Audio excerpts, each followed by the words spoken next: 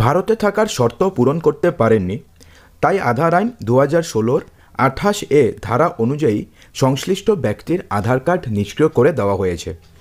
এই মর্মে নোটিশ পাওয়ার দাবি করছেন এ রাজ্যের অনেক বাসিন্দা। ফেসবুক মতো সামাজিক মাধ্যমে উৎকণ্ঠা প্রকাশ করেছেন কেউ কেউ, যার জেরে উদ্বিগ্ন হয়েছে জনমানুষে। সম্প্রতি স্বরাষ্ট্রমন্ত্রী অমিত শাহ সহ কেন্দ্রীয় মন্ত্রীরা সম্প্রতি দেশে নাগরিকত্ব সংশোধনী বিষয় অর্থাৎ সিএএ রূপায়ণের বার্তা দেওয়ায় গোটা বিষয়টি নিয়ে কিন্তু আরও বেশি সংশয় দানা বেঁধেছে।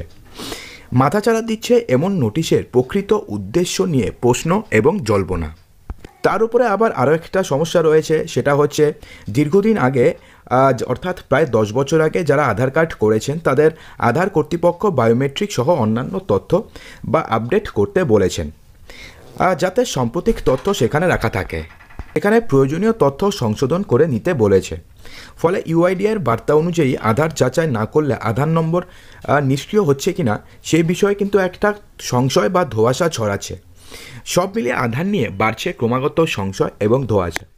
এবং এই সবের মধ্যে ইউআইডিআই অর্থাৎ কেন্দ্র সরকারের তরফ থেকে এবার একটি বড়সড় নির্দেশিকা জারি করা হয়েছে, অর্থাৎ বড়সড় নোটিফিকেশন জারি করা হয়েছে।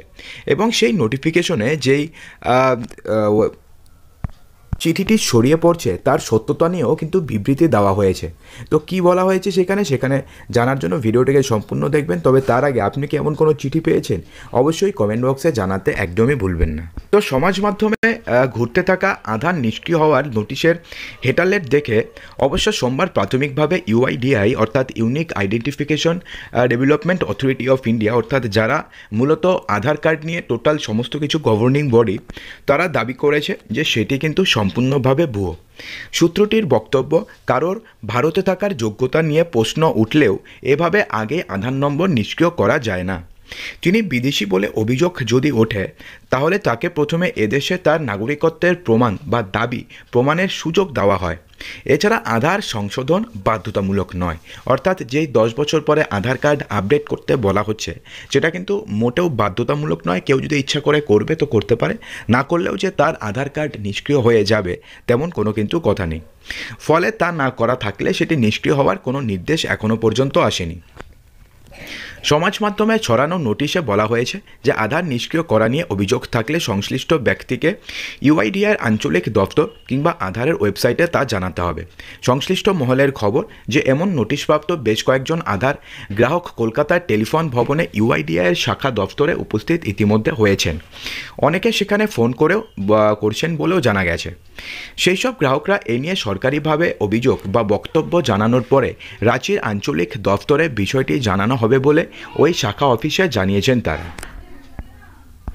এক্ষেত্রে জানা গিয়েছে যে কেন্দ্রীয় স্বরাষ্ট্র মন্ত্রকের অধীনে থাকা ফরেন রেজিস্ট্রেশন অফিস যদি কোনো ব্যক্তির বিরুদ্ধে ভারতীয় নাগরিক না হওয়ার অভিযোগ করে তখন সংশ্লিষ্ট ব্যক্তিকে আধারের যে আঞ্চলিক অফিসগুলো রয়েছে সেখানে গিয়ে নাগরিকত্বের প্রমাণ জমা দেওয়ার সুযোগ দেওয়া হয়।